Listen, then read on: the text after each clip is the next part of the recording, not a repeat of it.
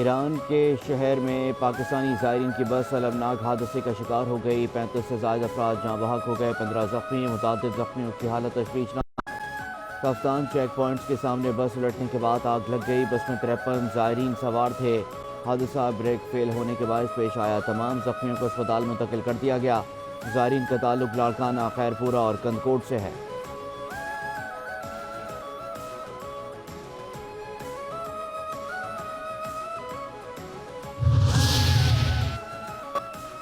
کراچی کی مقامی عدالت میں آج کارساز روڈ پر گاڑی کی ٹکر سے باپ بیٹی کی ہلاکت کے کیس کی سماعت۔ مجسٹریٹ شرکی کی عدالت میں ملزم کو پیش کیے جانے کا امکان۔ گزشتہ سماعت میں پولیس نے ملزمہ کا 1 روزہ جسمانی ریمانڈ حاصل کیا تھا۔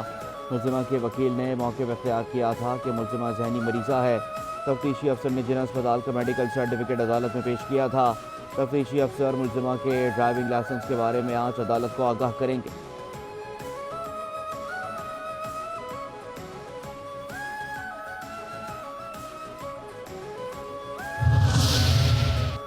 کراچی کے کارساز روڈ پر باپ بیٹی کو گاڑی سے کچل کر جاں بحق کرنے والی خاتون جناح اسپتال کے سائیکیٹرک وارڈ منتقل۔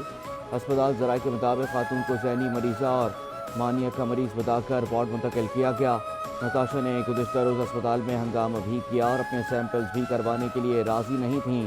حادثے کی ذمہ دار خاتون اور اس کی فیملی جناح اسپتال کے صورتی وارڈ کی ڈونرز میں سے ہیں۔ اسپتال انتظامیہ کا نتاشا سے متعلق موقف دینے سے گریز۔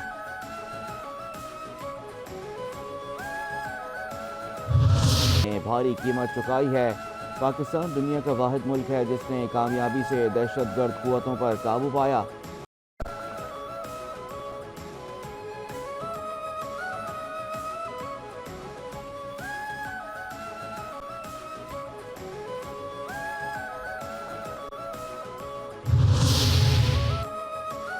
کراچی کے علاقے مانی پور میں روڈ پر سی ٹی ڈی شعبہ تفتیش کی کارروائی۔ قتل، دہشت گردی اور دیگر واقعات میں ملوث ملزم گرفتار۔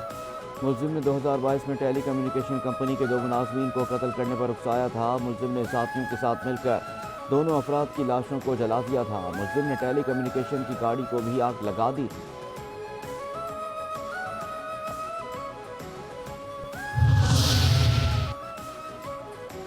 کراچی کے علاقے پرانی سبزی منڈی بلوچ پہاڑی کے قریب بیٹے نے باپ کو قتل کر دیا۔ بدبخت بیٹا فرار، مزید تفتیش جاری۔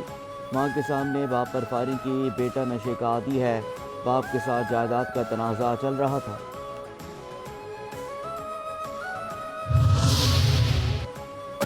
اے این ایف کی منشیات اسمگلنگ کے خلاف کارروائیاں۔ 10 کارروائیوں میں 15 ملزمان گرفتار۔ 70 کروڑ روپے مالیت کی 37 کلو سے زیادہ منشیات برآمد۔ کارروائیاں اسلام آباد، پشاور، کراچی، لاہور ایئرپورٹ اور جی ٹی روڈ نوشہرہ میں کی گئیں۔ شہر کاج میں چوری اور لوٹ مار کی وارداتیں روز کا معمول بن گئیں۔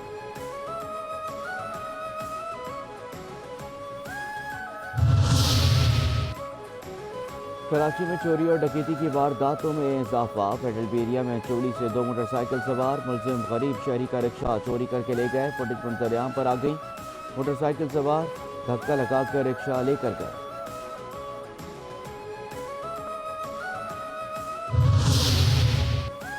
غزہ میں جنگ روکنے کا وقت آ گیا ہے۔ مصری صدر عبدالفتاح السیسی نے امریکی secretary of state Antony Blinken سے ملاقات کی۔